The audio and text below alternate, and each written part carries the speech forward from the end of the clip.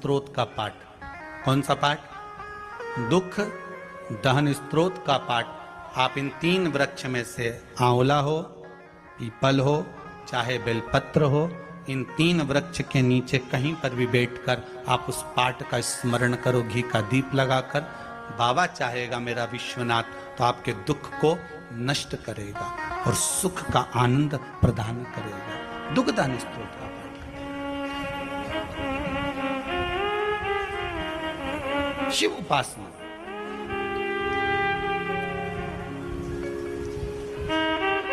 सात पुष्प। कितने फूल? 7 पुष्प।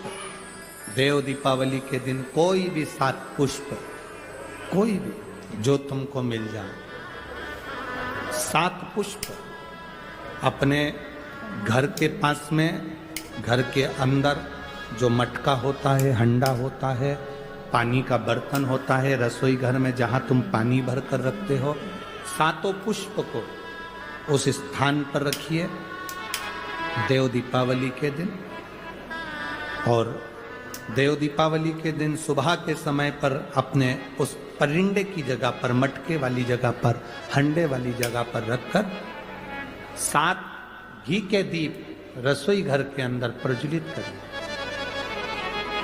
7 दीप की पूजन करिए और पूजन कर कर वो 7 पुष्प जब दीप ठंडे हो जाएं, पूर्ण तरह से आनंद के साथ सुबह के समय जब आप पूजन कर लें, उन 7 पुष्प को दिन भर में से कभी भी देवाधिदेव महादेव के दरवाजे पर, शिव के दरवाजे से मतलब है शंकर के ऊपर, अगर शिव के मंदिर नहीं जा सकते तो बेलपत्री के नीचे, बेलपत्री के नीचे भी नहीं जा सकते तो पवित्र नदी के तट पर, या पीपल के वृक्ष के नीचे, या आंवले के वृक्ष के नीचे वो 7 पुष्प को अपनी कामना कर कर लक्ष्मी प्राप्ति के लिए कुछ देर रख दें।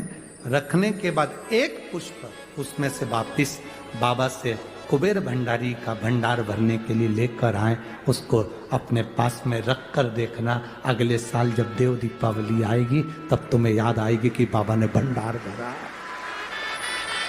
खाली नहीं रखा। तो 7 पुष्प 7 दीप सुख देने वाली देव दीपावली। शिव महापुराण की कथा कहती है फिर एक चीज करिए, अशांति जब भीतर बार बार आ रही है, अशांति जब भीतर बार बार प्रवेश कर रही है, चाहे संतान से हो, स्वास्थ्य से हो, संपत्ति से हो, संबंध से हो, संसार से हो, 5 जगह से जब अशांति प्रवेश कर रही हो, तब शिव महापुराण की कथा कहती है कि बन सके तो कार्तिक महीने के अंदर जो पचवीगन आता है, पचवीगन जानते हो आप लोग, अभी आ रही है आपकी और हमारी दीपावली, पर इसके बाद में ये अमावस्या निकलने के बाद जब कार्तिक की पूर्णिमा आएगी, तो कार्तिक की पूर्णिमा के पहले से जो 5 दिन गिने जाते हैं, कार्तिक की पूर्णिमा के दिन 5वां दिन होना चाहिए। ये 5 दिन जो पचवीगन के गिने जाते हैं, इसको कहते हैं देव दीपावली। तो क्या करना है कि ये 5 जो अशांति आने के केंद्र हैं, जहां से हमें अशांति मिल रही है, कभी संसार वालों से, कभी संपत्ति से, कभी संसार से, कभी संबंधों से, कभी स्वास्थ्य से, कभी संतान से, ये 5 जगह से जो अशांति आ रही है, तो 5 दिन जो देव दीपावली के आते हैं उसका स्मरण करें। देव दीपावली के समय पर भगवान देव दीपावली के समय पर इसको साधने का प्रयास करें। देव दीपावली, देव दीपावली के जो 5 दिन हैं, उन 5 दिन में आप अपना क्रम, शंकर भगवान को जब जल चढ़ाने के लिए शिवालय की ओर जाओ, जाते हो रोज? सब लोग जाते हो? हर हर 5 दिन जो देव दीपावली के होते हैं, उन 5 दिन में शंकर भगवान को जब जल चढ़ाने के लिए जाओ तो एक नियम ले लो कि 5 दिन में शंकर भगवान को जब जल चढ़ाने के लिए जाऊंगी तो शिव जी को जल चढ़ाने के लिए लेकर जाऊंगी, उससे पहले मैं आंवले के वृक्ष के नीचे थोड़ा सा जल छोड़कर, बेलपत्री के वृक्ष के नीचे थोड़ा सा जल छोड़कर, पीपल के वृक्ष के नीचे थोड़ा सा जल छोड़कर, उसके बाद अशोक सुंदरी वाली जगह, अशोक सुंदरी की जगह सब जानते हो, अशोक सुंदरी वाली जगह पर जल छोड़कर फिर गौरा पीठिका पार्वती जी का हस्तकमल, उस पर जल छोड़कर फिर भगवान शंकर के ऊपर मैं जल समर्पित करूंगी। जल चढ़ाने का मुख मेरा उत्तर का होगा, अर्थात आप दक्षिण में खड़े होगे, जल चढ़ाओगे तो उत्तर में बहकर जाएगा। 5 दिन अगर आपने ये 5 दिन का नियम धारण कर लिया शंकर को जल चढ़ाने का, तो ये निश्चित है 5 स्थान से जो हमें अशांति मिलती है, मन में पूरे वर्ष शांति बनी रहेगी, कभी क्लेश नहीं।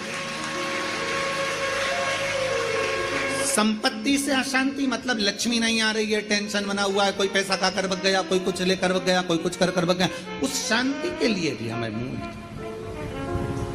आंवले का वृक्ष, बेलपत्र का वृक्ष, पीपल का वृक्ष, अशोक सुंदरी का स्थान, माता पार्वती जी की पीठिका अर्थात हस्तकमल, और फिर दक्षिण में खड़े होकर शंकर के शिवलिंग को जल चढ़ाना, उत्तर की ओर जल बहकर जाना, भगवान शंकर से अपने मन की कामना करना। 5 दिन कार्तिक के महीने में पचवीगन में जो हम शंकर को जल चढ़ाते हैं, ये हमें भगवान शंकर की ऐसी कृपा होती है कि हमारे शिव की पंचायत के 5 देव हमारे 5 जगह से आने वाली अशांति को रोक देते हैं और हमें शांति प्रदान करते हैं, सुख प्रदान करते हैं।